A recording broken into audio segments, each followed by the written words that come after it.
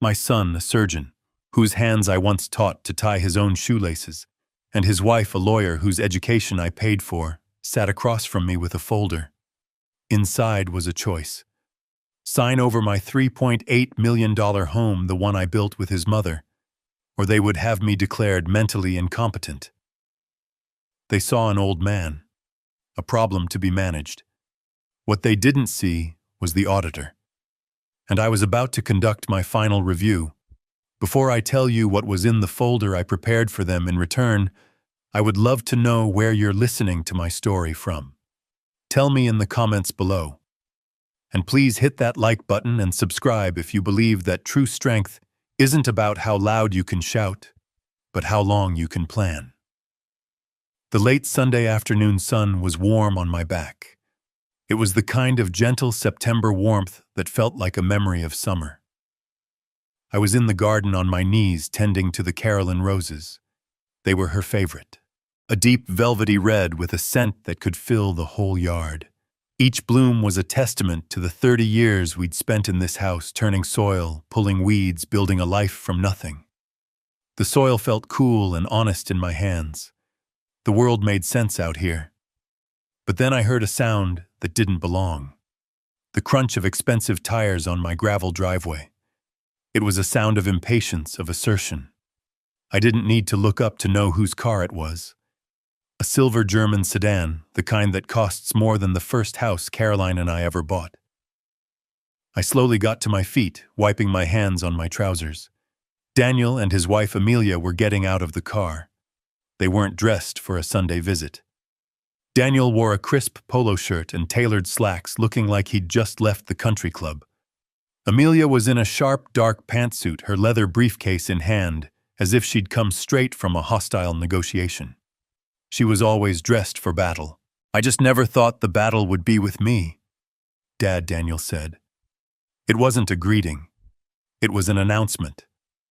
There was no warmth in his voice, just a clinical assessment. You shouldn't be doing that kind of work. You could fall. I've been gardening for 40 years, Daniel. I think I know how to stand up, I replied, my voice flat. Amelia stepped forward, her heels sinking slightly into the soft lawn. She surveyed the property, her eyes not seeing the climbing roses or the ancient oak tree, but calculating square footage and property value. Robert. She began using my first name, as she always did, a subtle power play to establish herself as an equal, not a daughter-in-law. We need to talk about some logistical streamlining. We've been running the numbers, and the upkeep on a property this size for one person is, well, it's fiscally irresponsible. The words hung in the air between us, cold and sharp. Fiscally irresponsible. They had taken the sanctuary Caroline and I had built and reduced it to a line item on a spreadsheet. The house is paid for, Amelia. It has been for 20 years, I said, walking towards the stone patio. I didn't invite them in. Daniel followed, placing a hand on my shoulder. His touch felt proprietary, like a doctor examining a patient without their consent. Dad. It's not just about the money. We've been worried. We've noticed a certain cognitive latency in our recent calls. It's about mitigating risk factors. At your age, living alone. He let the sentence hang, the unspoken words. Dementia, incompetence, helplessness drifting in the air like poison. They were using their professions as weapons. She, the lawyer, spoke of assets. He, the doctor, spoke of ailments. Both of them were there to declare me obsolete. I looked at my son, at the man he had become. I saw the ghost of the little boy who used to help me in this very garden, his hands covered in mud, laughing as he tried to catch a worm. That boy was gone. In his place stood a stranger in expensive clothes, his face a mask of false concern. Mom would have wanted you to be looked after, Daniel said, pressing his advantage. He gestured towards the rose bushes. She wouldn't want you clinging to the past like this. It's not healthy. She would have wanted you to be practical. That was the first crack. The moment the ground gave way beneath me, using her memory. Caroline's memory as a tool to get what he wanted. A cold fury, quiet and deep, began to solidify in my chest. For 5 years since she passed, I had endured the missed calls, the brief transactional visits, the subtle condescension. I had mistaken their neglect for busyness, their selfishness for ambition. I had been wrong. I finally looked them both in the eye. "What do you want?"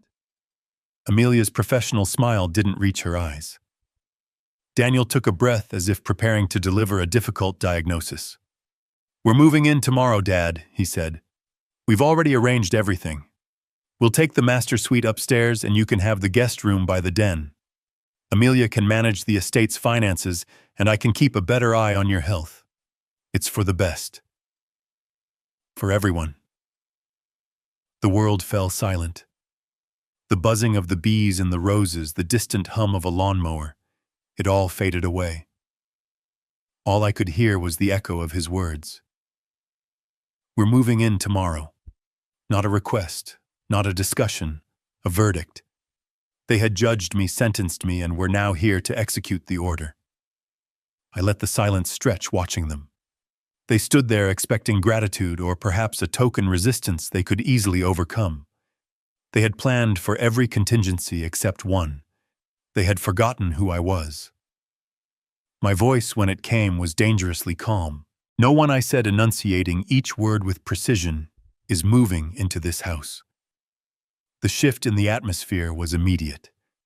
Daniel's mask of concern flickered, revealing a flash of raw frustration. Amelia's smile vanished completely, replaced by a look of cold, hard calculation. This was the part of the negotiation she understood. Hostility. She didn't raise her voice. She didn't need to. She calmly placed her briefcase on the glass patio table, the click of the latches echoing in the quiet yard.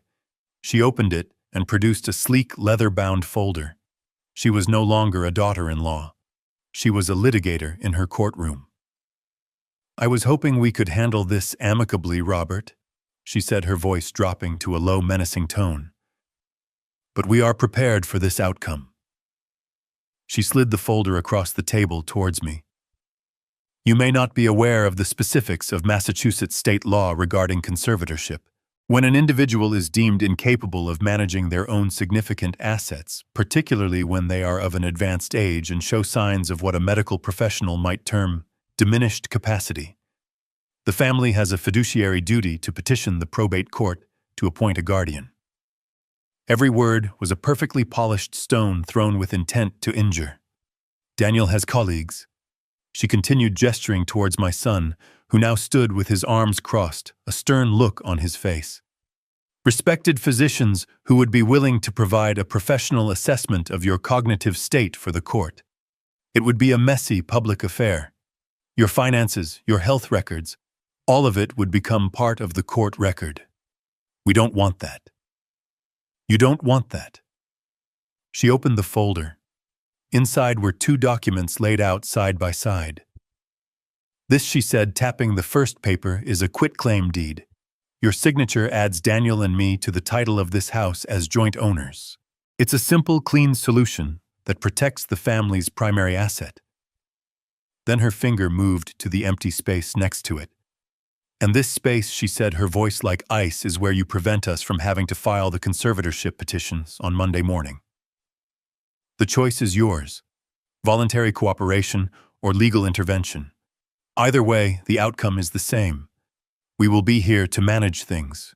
The ultimatum: sign away my home, my independence, my dignity, or have it stripped from me in a courtroom where my own son would testify against my sanity." They had planned it all. The medical threat from him, the legal threat from her. A perfect, ruthless pincer movement designed to crush any resistance. They looked at me, their faces confident, certain of their victory. They saw a frail 72-year-old man, a gardener, a widower, a problem to be solved. I let the silence hang in the air for a full minute. I looked from Daniel's arrogant face to Amelia's predatory eyes. I looked at the papers that were meant to be the end of my life as I knew it. And then I did something they never expected. I smiled. It wasn't a warm smile. It was the quiet, confident smile of a man who had spent 40 years auditing the complex finances of Fortune 500 companies, a man who knew how to find the hidden flaw in any system.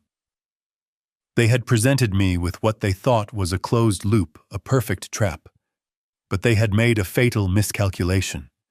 They had shown me their entire strategy. Their confident expressions faltered, replaced by a flicker of confusion. My reaction was not in their script. "All right," I said, my voice even and steady. My calm seemed to unsettle them more than any outburst would have. "Let's meet at my lawyer's office. David Sterling. Friday, 10 a.m. We can discuss the details then." I stood there on the patio for a long time, after the silver sedan disappeared down the driveway. The silence it left behind was louder than the engine's roar. The air, which had smelled of roses and damp earth just an hour ago, now felt thin and sterile. I looked at the glass table where Amelia's folder had rested, a ghost of a threat still imprinted on the polished surface. They had come into my home, the home I built with Caroline, and tried to turn it into a cage. They had used my love as a weakness and my age as a weapon. I walked back inside the house feeling unnervingly vast and empty. Every familiar object seemed to watch me. The grandfather clock in the hall, a wedding gift from Caroline's parents, ticked on each second, a steady, measured beat in the new, cold reality. I passed the living room and saw the photograph on the mantelpiece. It was of Caroline and me, taken on the day we'd finished building the deck, our faces flushed with sun and pride. Behind us, a much younger Daniel, maybe 10 years old, was grinning, a smudge of dirt on his cheek. For a moment, a wave of pure grief washed over me, so powerful it almost buckled my knees. It wasn't just grief for my wife. It was grief for the son I thought I had, the family I thought we were. But grief is a luxury. It's a warm blanket for a cold night. What I was feeling now was different. It was cold, hard, and clear, like a sheet of ice forming over a deep lake. I walked into my study, the one room in the house that was entirely mine. It was paneled in dark cherry wood, lined with books on history and finance. This was where I had managed our family's finances for 50 years, turning a modest salary into a small fortune through careful, patient investment. It was where I'd taught Daniel how to do his taxes, how to balance a checkbook. It was a room of logic, of cause and effect. I sat down in my worn leather chair, the one that still held the faint scent of Caroline's perfume from the throw blanket she kept on it. I didn't hesitate. I didn't wring my hands. I picked up the phone and dialed a number I knew by heart. It rang twice. David Sterling. The voice on the other end was familiar, steady, a voice that had been my counsel and my friend for 40 years. "David," I said. "It's Robert. Robert, good to hear from you." "How are the roses?" he asked, his tone warm and easy. "The roses are fine," I said, "but the sun is not." The warmth in his voice vanished, replaced by the sharp focus of a lawyer. "What happened?" I recounted the entire visit, my voice a monotone, reporting the facts as if I were delivering an audit report. I told him about their unannounced arrival, Amelia's talk of asset optimization, Daniel's pseudo-medical concern about my cognitive latency. I told him about the ultimatum, the quitclaim deed or the conservatorship. When I finished, the silence on the other end of the line was heavy. Then came the explosion. That ungrateful, arrogant little he did what?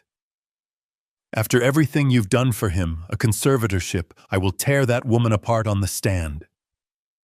Robert, I will make her regret ever passing the bar exam. We'll fight this. We'll get our own doctors. We'll get character witnesses. This is an outrage. An absolute. David. I said, my voice cutting through his righteous anger.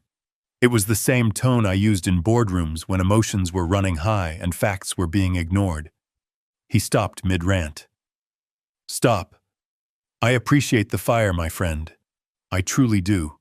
But right now, I don't need you to get angry. I paused, letting the weight of my next words settle. I need you to get everything. There was another beat of silence as David shifted gears, the loyal friend stepping back and the shrewd lawyer stepping forward. Everything he asked, his voice now low and focused. Define everything, Robert. Start with the education files, I said. All of them. Do you remember the tuition for Deerfield Academy, the 4 years at Yale for his undergrad? Pull the records for all of it. I want a number. I remember David said quietly. Caroline was so proud. She was, I agreed, a lump forming in my throat. I swallowed it down. This was not the time for sentiment. Then I want the records for the down payment on his first condo in Beacon Hill. The 20% I gave him as a gift after he graduated. The one he sold 2 years later for double the price right before he met Amelia. I have it, David confirmed. It was a substantial gift. It was, I said. But there's one file in particular I need you to find. It's from the fall of 2005. It should be labeled DG Educational Loan. I could almost hear David frowning over the phone. The med school tuition, Robert. I thought you paid for that outright. You told me it was a gift to give the boy a clean start. I leaned back in my chair looking at the ceiling. That's what I told Daniel. That's what I let him believe. But it was never a gift, David. You and I know the truth. We drew up the papers together, remember, an official intra-family loan agreement, for $350,000. We set a modest interest rate, 4% compounding annually. You notarized it yourself. It was ironclad. The line was silent as the implications of what I was saying sank in. I had heard the shock in David's voice. My God. Robert, he finally breathed. I had forgotten. You never once mentioned it again. You just let it go. I let him forget, I corrected gently. I told him he could start paying it back in small increments once he was established as a surgeon. He got established. He started making $500,000 a year, then $750,000. But the payments never came. I never asked. I thought his success was payment enough. I thought my son's happiness was my return on investment. I let out a dry, humorless laugh. It appears I miscalculated the terms of that happiness. What do you want me to do? David asked, his voice now a blade. I want you to run the numbers. I said, my voice dropping to a near whisper. Calculate the total principal and accrued interest on that loan over the last 20 years. I want a precise, legally indefensible number down to the last cent. Then I want you to compile a complete financial history of every significant monetary gift I have ever given him, from his first car to that loan for his first practice that was also forgotten. Consider it done, David said.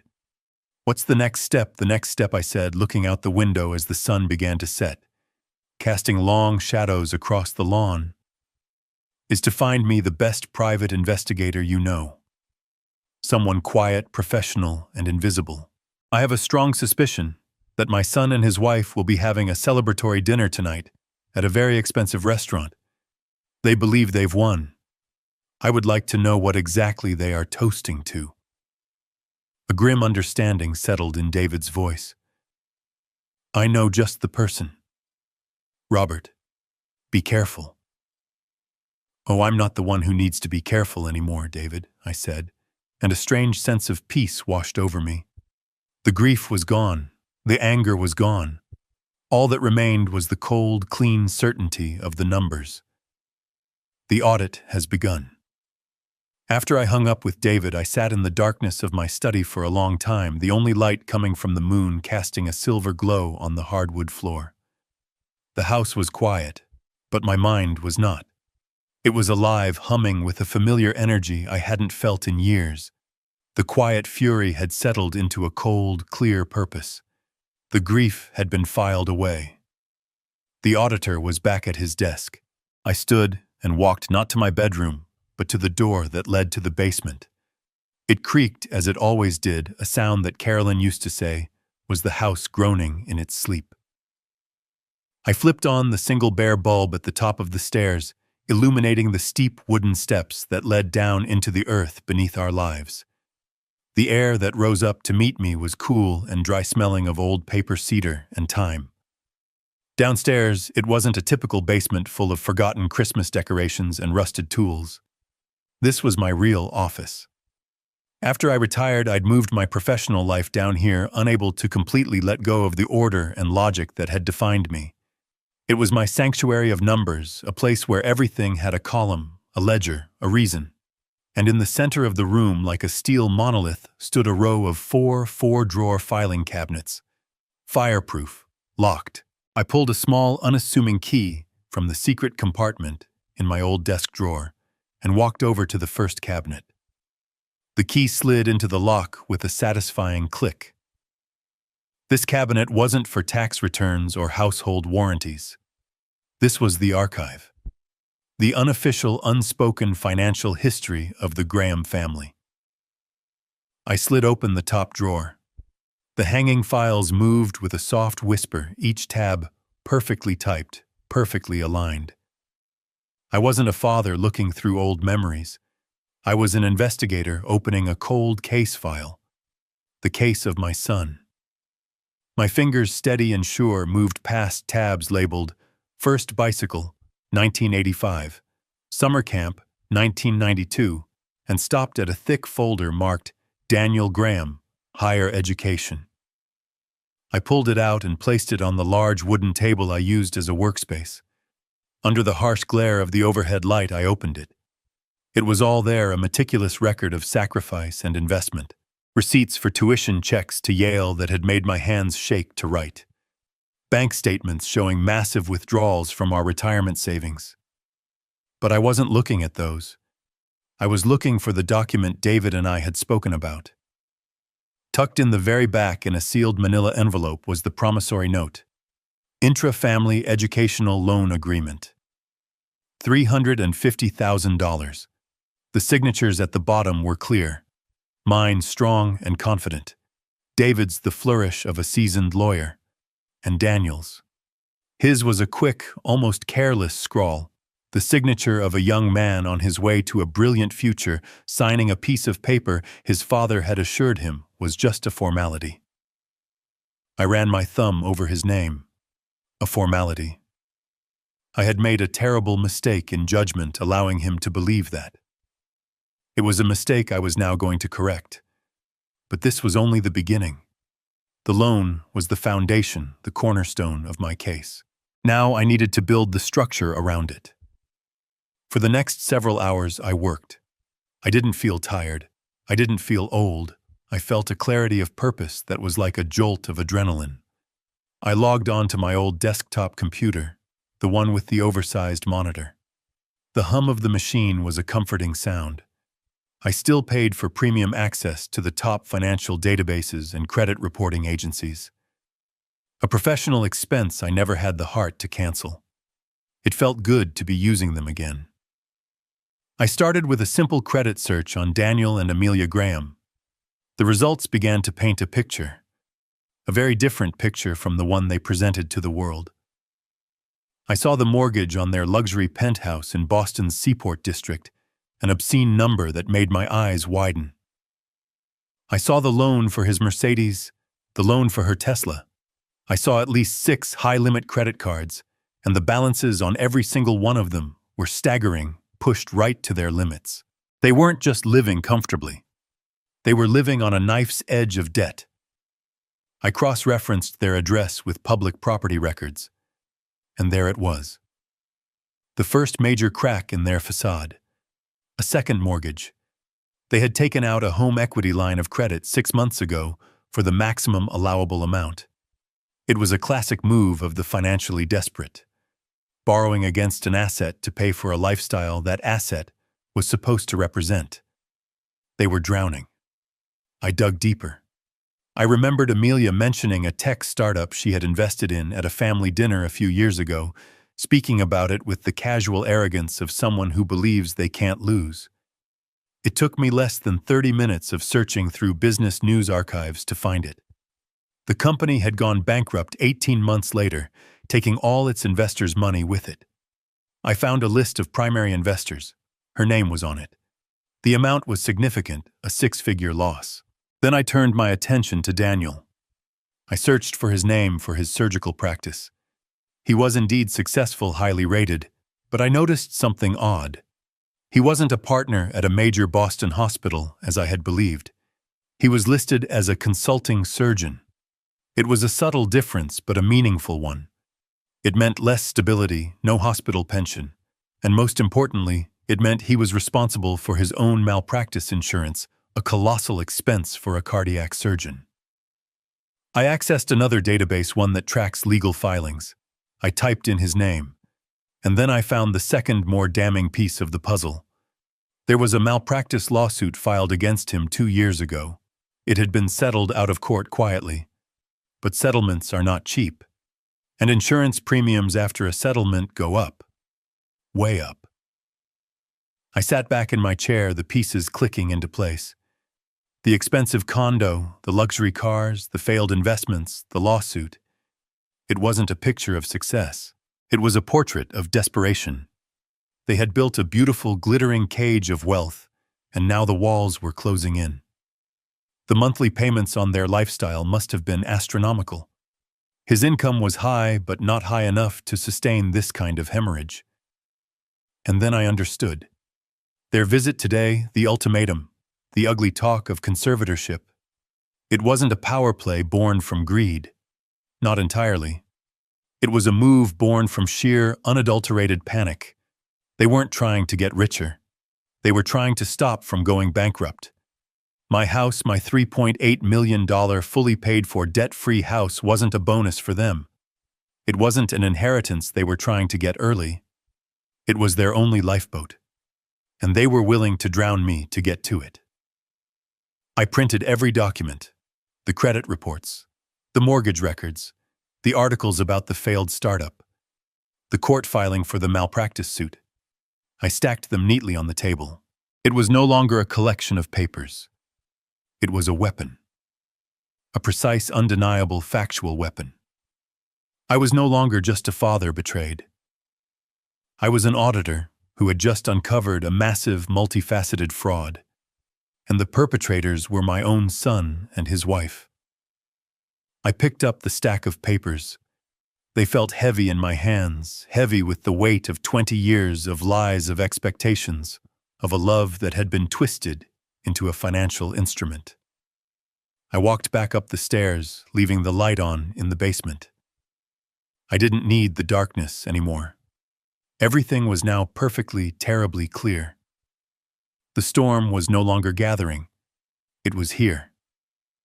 And I was its quiet, calculating center. The 5 days leading up to the Friday meeting were the longest of my life. I moved through my house like a ghost, the ticking of the grandfather clock, counting down the seconds to a confrontation I had spent my whole life avoiding. On the outside, I was quiet, going through my daily routines. I watered Caroline's roses. I read the morning paper. But on the inside, the auditor was working overtime, cross-referencing every fact, anticipating every move, and preparing the final unchangeable report. David and I spoke every evening, our conversations brief-coded, like two generals planning a campaign on the eve of battle. The pieces were moving. The traps were being set. When Friday morning arrived, I chose my clothes with care. I didn't wear a sharp suit. I wore a pair of comfortable slacks and a slightly faded cashmere sweater, one of Caroline's favorites. I wanted to look soft. I wanted to look tired. I wanted to look like a man who was ready to give up. David picked me up and we drove to his office in a silence that was heavy with unspoken strategy. David Sterling's law firm was the opposite of everything Daniel and Amelia represented. It was on the second floor of a historic brick building downtown, with floors that creaked and windows that looked out over a canopy of old oak trees. The air smelled of worn leather, old books, and brewing coffee. It was a place of quiet, enduring strength, not of flashy, transient power. We were seated in his conference room, a large mahogany table between us when they arrived. They were 5 minutes early, a power move. They entered the room not as family, but as a hostile takeover team. Amelia was dressed in a razor-sharp charcoal suit, her hair pulled back in a severe bun. Daniel wore a dark, impeccably tailored suit that probably cost more than my first car. His surgeon's hands clasped confidently in front of him. They radiated an aura of absolute predatory certainty. I slumped in my chair, making myself look smaller. David had his files in front of him, but they were deliberately messy, a stack of papers that looked more like a desperate defense than a planned attack. Amelia didn't wait for David to begin. She sat down, placed her pristine leather briefcase on the table, and took control. "Thank you for meeting with us, David. Robert, we appreciate you being reasonable about this. Our goal here is simply to make this transition as smooth and painless as possible for everyone involved." Her voice was smooth, polished, the voice of a lawyer who had crushed bigger opponents than a retired accountant and his small-town lawyer friend. She slid a new, even thicker folder across the table. "I've taken the liberty of drawing up all the necessary documents. It's a standard quitclaim deed along with a durable power of attorney for financial matters. It's all boilerplate, really. It just formalizes the support structure Daniel and I will be providing for Robert moving forward." Daniel leaned forward, layering his false sincerity over her legal attack. "What Amelia is trying to say, Dad, is that we're doing this because we love you. We lay awake at night thinking about you in that big house all alone. What if you fell down the stairs? What if you had a medical emergency? This isn't about the house, it's about your safety. It's about our peace of mind." David adjusted his glasses, sighing as if the weight of the world was on his shoulders. He picked up one of Amelia's documents and squinted at it. "My client is perfectly capable of managing his own affairs, Amelia. This house is his primary residence, held in his name for over 40 years. You're asking him to irrevocably alter the title to surrender a significant portion of his autonomy." He let his voice trail off, playing the part of an outmatched country lawyer perfectly. Amelia's smile was dismissive. "It's about protecting the asset for the entire family, David. Surely you can understand the concept of legacy preservation. We're simply ensuring that Robert's legacy is managed responsibly." She looked at me. "We're protecting you from yourself, Dad." I stayed silent for a long time, as we had rehearsed. I looked out the window at the swaying oak trees, as if I couldn't bear to look at them. I let them fill the silence with more of their rehearsed lines, more of their poison wrapped in the language of care. They spoke about me as if I wasn't there, discussing which rooms they would redecorate first, the new security system they would install. Their arrogance was a tangible thing, a third presence in the room. They believed they had already won. They were just negotiating the terms of surrender. Finally, David turned to me, his face a mask of weary defeat. "Robert," he said gently, "what are your thoughts on this?"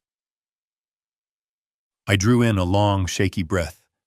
I looked at my hands clasped on the table. Then I looked up directly at Daniel. My voice when I spoke was soft, tinged with a sadness I didn't have to fake. "I remember the day we brought you home to that house from the hospital, Daniel. You were so small. Your mother, she had the whole nursery painted light blue with little clouds on the ceiling. She did it herself even though she was tired. She said she wanted your first dreams to be in the sky." I saw a flicker of something in Daniel's eyes. Irritation, impatience. He didn't want memories. He wanted a signature. "She loved that house," I continued, my voice growing thicker with emotion. "Every rose bush, every floorboard. She would have wanted you to be happy, to be secure." I looked down at the papers, at the cold, black text that sought to undo everything she and I had built. I let out a long, shuddering sigh, the sound of a man breaking. "You're right. I'm tired. The house it's too much for one person. The memories." I looked up at them, my eyes moist. "I'll sign the papers." The release of tension in the room was electric. Daniel's shoulders relaxed. Amelia exchanged a micro smile with him, a flash of pure, undisguised victory. She slid the documents and a heavy gold-plated fountain pen across the mahogany table.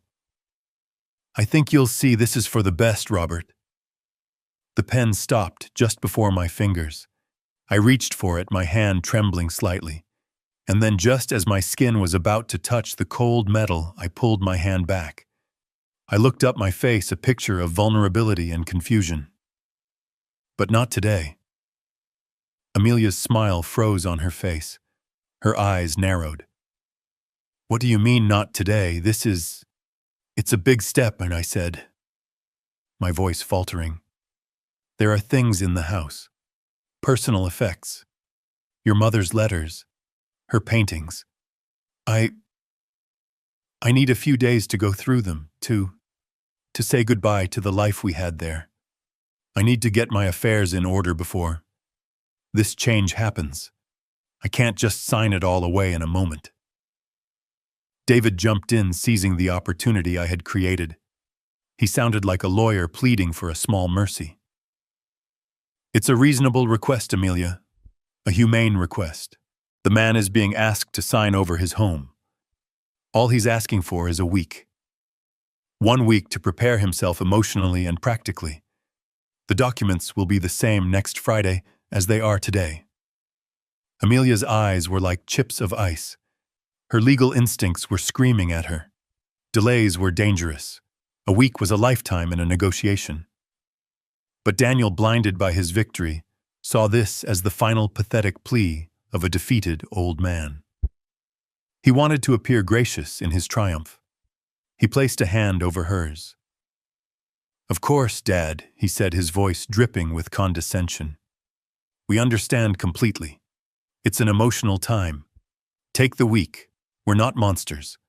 We'll come by the house next Friday, and we can sign everything then. In the meantime, we can start getting quotes from contractors for the upstairs renovation." Amelia was furious. I could see it in the tight clench of her jaw, but she was outmaneuvered by her husband's ego. She couldn't object without looking like the villain she was. She forced a tight, brittle smile. "Next Friday, then." They stood up, gathered their things, and left the office with the confident strides of conquerors. The heavy oak door clicked shut behind them, leaving David and me alone in the silent room. We didn't speak for a full minute. I watched the dust motes dance in the shaft of sunlight coming through the window. Then I slowly sat up straight in my chair. The slump in my shoulders disappeared. The weariness in my eyes evaporated, replaced by a focused, diamond-hard glint. David took the messy pile of papers in front of him, and with one smooth motion squared them into a perfect, orderly stack. He looked at me, a slow grin spreading across his face. "Did they take the bait?" he asked. I picked up the heavy gold pen they had left on the table, feeling its weight in my hand. "Hook, line, and sinker," I said. That very evening, the city of Boston glittered with the cold, hard light of a million ambitions. While I was in my quiet basement, unearthing the truth of the past, my son and his wife were downtown, celebrating their version of the future. They didn't know they were being watched. They didn't know that every word they spoke was being captured, every triumphant laugh recorded for posterity. David had been efficient. The private investigator he hired was a man named Peterson, a former detective with a talent for blending into the background. Peterson was sitting at the bar of a ridiculously expensive steakhouse, a place with dark wood, dim lighting, and waiters who moved like ghosts. He nursed a glass of club soda and looked at his phone, a perfect portrait of a bored businessman waiting for a client. But the phone was not idle. Its microphone was aimed at a corner booth 2 tables away, where Daniel and Amelia were raising their glasses. The first part of the recording Peterson sent me later that night was just the clinking of crystal. Then Amelia's voice, sharp and clear. To a smooth transition, she said the words laced with victory. "To finally getting what we deserve," Daniel replied, his voice thick with smug satisfaction. They drank. Peterson noted it was a $90 bottle of champagne. "I have to admit," Daniel said, a low chuckle in his voice, The old man almost had me with that performance today. All that nonsense about Mom and painting the nursery. I thought for a second he was actually going to burst into tears. He really is getting soft in his old age. Amelia made a dismissive sound. His emotionalism was a predictable variable, Daniel. An easy one to manipulate. It's what I told you all along. Frame it as a matter of his own safety appeal to his sentimentality, and he'll fold. He's from a generation that sees compromise as a virtue.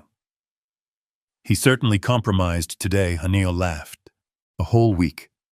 He needs a whole week to say goodbye to some old letters. He shook his head in disbelief. It's pathetic. Let him have his week, Amelia said, her tone shifting from celebratory to all business. It doesn't change the timeline.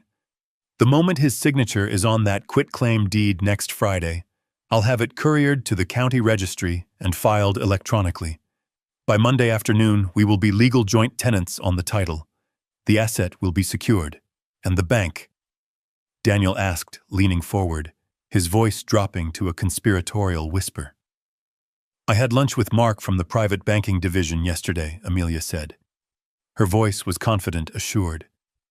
I told him we were consolidating our family's real estate holdings. He's already prepared the paperwork for a home equity line of credit. With a $3.8 million property as collateral with no liens against it, the bank is prepared to extend a credit line that will wipe out everything in a single transaction. Everything, Daniel breathed, the relief evident in his voice. The credit cards, the second mortgage on the penthouse, the outstanding loan for your malpractice insurance premium. All of it. Gone. Our debt-to-income ratio will be pristine. Our credit scores will soar.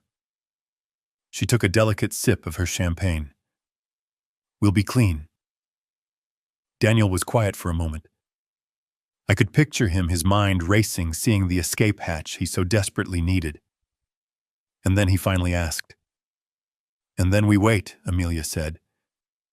We play the part of the dutiful children for a year. Maybe 18 months just to avoid any appearance of impropriety. We do a few minor renovations, nothing too expensive, just enough to show we're improving the property. And then we sell. Sell the whole thing. Of course, sell the whole thing, Amelia said, a hint of impatience in her voice. Don't be sentimental now, Daniel. The house is a tool, nothing more. Its value is in its liquidity. With the proceeds from that sale after capital gains, we'll have more than enough seed money. For the practice, Daniel said, his voice filled with a greedy, boyish excitement. My own practice. The Graham Surgical Institute. No more hospital boards, no more bureaucracy. My name on the building. And for my campaign, Amelia added smoothly, an exploratory committee for a state senate run requires significant initial funding. Amelia Graham for Senate. It has a certain authority, don't you think? They were quiet again, dreaming of the futures they were building on the ruins of my life. Then Daniel asked the question that sealed their fate. What about Dad? Once the house is sold, what do we do with him? Amelia's voice was utterly devoid of emotion.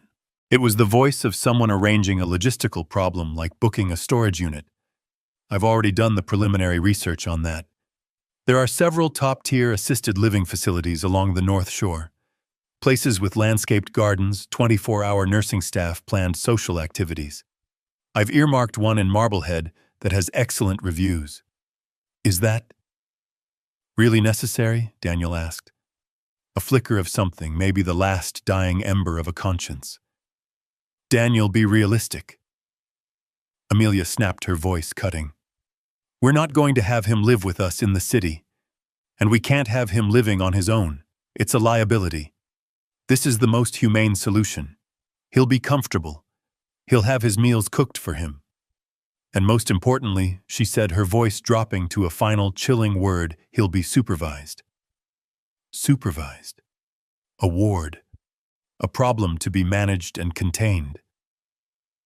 The recording captured the sound of their glasses clinking together one last time. To the future, Daniel said. To the future, Amelia echoed. Peterson stopped the recording, paid for his club soda in cash, and walked out into the cool Boston night, leaving my son and his wife to finish their champagne. They were completely oblivious. They had no idea that in their moment of ultimate triumph, they had just given me the one thing I needed most. They had just confessed. And my quiet, patient auditor's report was now complete. The 7 days that followed the meeting at David's office were a masterclass in the art of silence. For Daniel and Amelia, it was a silence that began as a smug, self-satisfied quiet.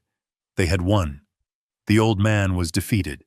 They spent the weekend browsing online catalogs for kitchen renovations and high-end Italian furniture. By Monday, their silence had shifted to impatience. By Wednesday, it had curdled into a low-grade anxiety. They started calling. First it was Daniel, his tone casual. "Hey Dad, just checking in. Hope you're doing okay."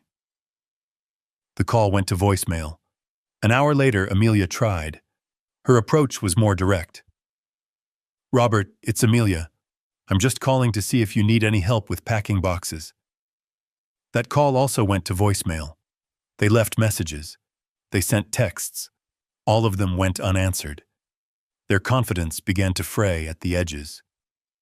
"He's being dramatic," Daniel insisted to Amelia over dinner on Thursday night. I learned this later from Peterson's final report.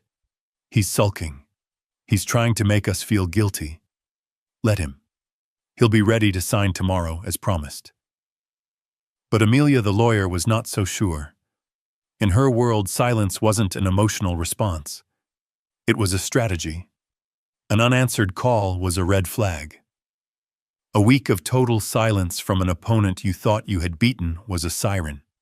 She couldn't put her finger on it, but a cold knot of unease was tightening in her stomach. She was right to be worried. Because my silence was not the silence of defeat. It was the silence of a workshop. It was the silence of a man who had a great deal of work to do and a very short time in which to do it.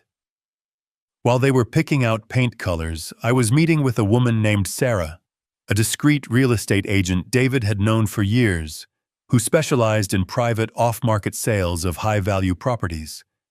While they were calling me and getting my voicemail, I was on the phone with the president of a national moving and storage company arranging a logistical operation with military precision. While they were growing anxious, I was sitting in David's office for a second much different meeting, signing a stack of documents, each signature a firm, decisive stroke of the pen.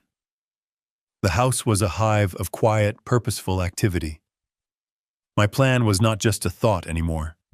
It was a series of executed actions, an engine humming silently, waiting for the key to be turned. On Friday morning, the final day, my house was quieter than it had ever been. It was an empty, echoing quiet. I sat in my study at the desk, where I had done my life's work, a single cup of black coffee steaming in my hands. I was calm. I was ready. At precisely 9:30 a.m., my phone buzzed on the polished wood of the desk. A text message from Daniel. The words glowed on the screen, a beacon of his impatience and arrogance. "We're on our way. The movers are coming at noon." I read the message. I took a slow, deliberate sip of my coffee. The taste was rich and slightly bitter. I picked up the phone. My thumbs moved slowly, typing a reply. Each word was chosen with the care of an auditor finalizing a report that would change everything. "Everything is ready for you, son. I've left an envelope for you on the mantelpiece. Read it before you unload anything." I hit send. The message disappeared into the ether. The trap was set. The key had been turned. All that was left was for them to walk through the open door and discover the room was not at all what they expected. The drive to the house was filled with a tense, triumphant energy. Daniel tapped his fingers on the steering wheel, a rhythm of impatient victory. Amelia was on her phone confirming the arrival time of the moving truck with a crisp, efficient tone. They had waited a week, and in their minds their prize was finally ready to be claimed. They turned onto my street, the familiar canopy of ancient maple trees shading the road.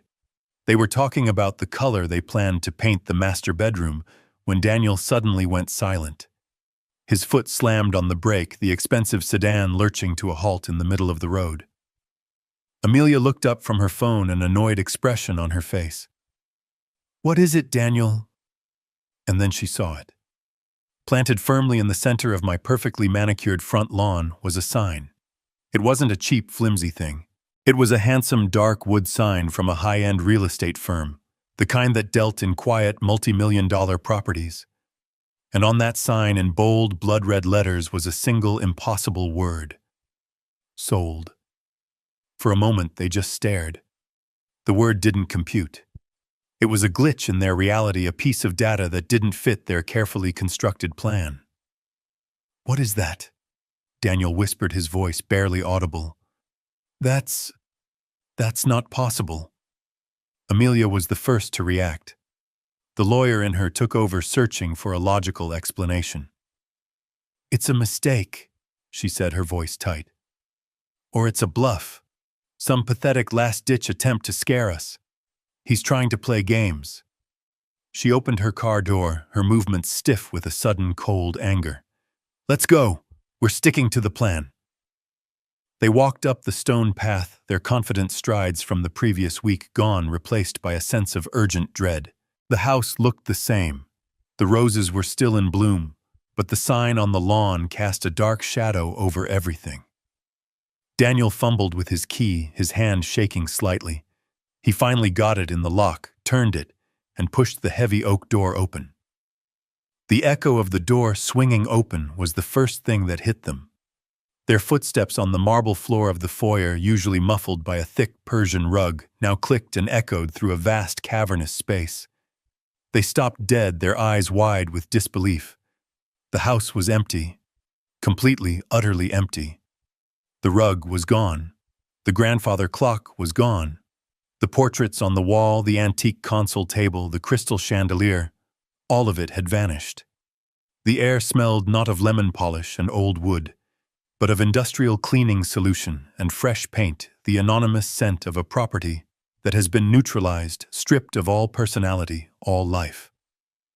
They walked slowly into the living room. Sunlight streamed through the huge, bare windows, illuminating a space that was no longer a home, but a hollow architectural shell. The scuff marks where the sofa had been, the faint outline on the wall where Caroline's favorite painting used to hang. It was a crime scene of a life that had been erased. And then they saw it.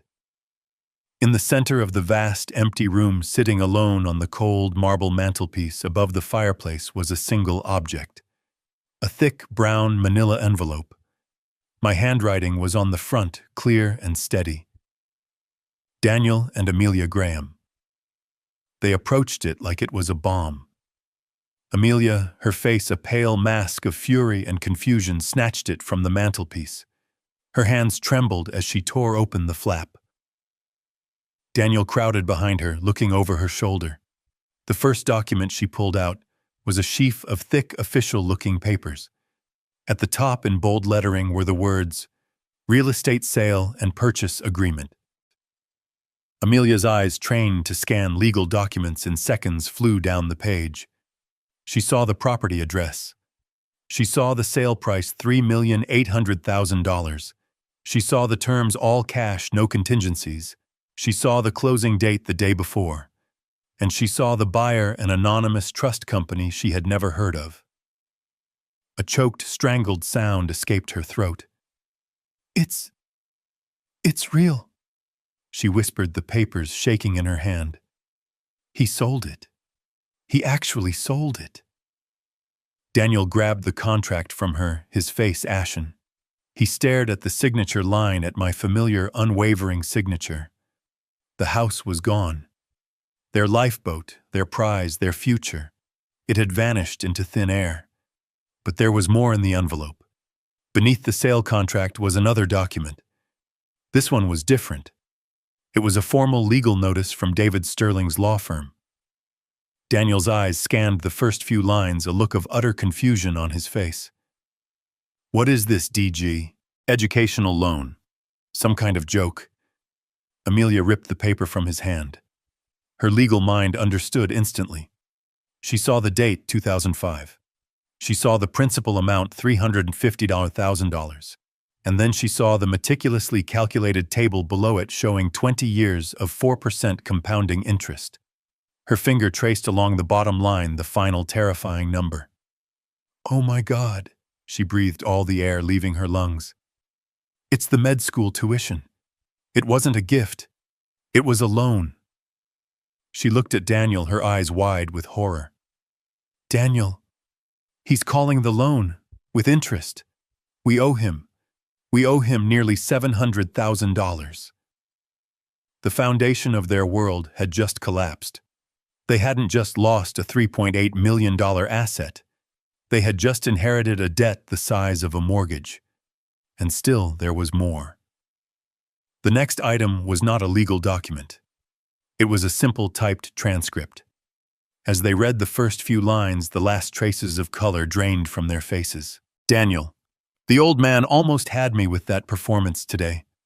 All that nonsense about Mom and painting the nursery. Amelia, his emotionalism was a predictable variable, Daniel. An easy one to manipulate.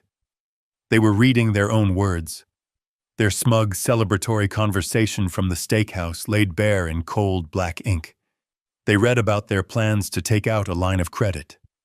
They read about selling the house in 18 months. They read about Daniel's new practice and Amelia's run for the state senate. And then they read the final damning lines. "Daniel, what about Dad once the house is sold? What do we do with him? Amelia, I've already researched some of the top-tier assisted living facilities. He'll be comfortable. And most importantly, he'll be supervised." Shame, hot and absolute, washed over them. They looked at each other, but they weren't husband and wife anymore. They were two co-conspirators, their darkest, most secret thoughts exposed to the light. They had been caught. Utterly and completely. The last thing in the envelope was a single small piece of notepaper. It was my personal stationery, the kind with my initial embossed at the top. On it was a short handwritten note. "Daniel and Amelia, you wanted the house. I sold it. You wanted to manage my assets. I have protected them. This is not an act of anger. This is a final audit. Good luck with your debts. Robert." That was it. No long emotional diatribe. No accusations. Just the cold, clean finality of a ledger being closed. Amelia's hands. The hands of a lawyer who had held the fates of corporations began to tremble uncontrollably. The papers, the contract, the loan demand, the transcript of her own damning words slipped from her grasp. They fluttered down, scattering across the clean, empty floor at her feet. She stared at the mess, her perfect, controlled world shattered into 1,000 pieces. Daniel stumbled backwards, his legs unable to support him. He bumped into a wall where a family portrait used to hang, then slid down to the floor, collapsing in a heap. He sat there, in the middle of the vast, empty room, surrounded by the echoes of his own greed. He looked at the scattered papers. He looked at his wife, who stood frozen in horror. And he finally understood. He had not been dealing with a tired, sentimental old man. He had been in a battle of wits with a master auditor. A man who had seen the fraud, gathered the evidence, and executed a judgment that was as swift as it was absolute. They had lost. Not just the house, not just the money. They had lost everything. And the only sound in the enormous silent room was the sound of my son, a brilliant cardiac surgeon, beginning to weep like a lost and broken child. The air here is different. It's warm and it tastes of salt and new beginnings. I'm sitting on the balcony of a penthouse apartment in San Diego, a place I chose not for its size but for the size of its view. The Pacific Ocean stretches out before me, a vast blue canvas of endless possibility. The ghosts of the old house don't live here. The silence here is not an absence. It is a presence. It is peace.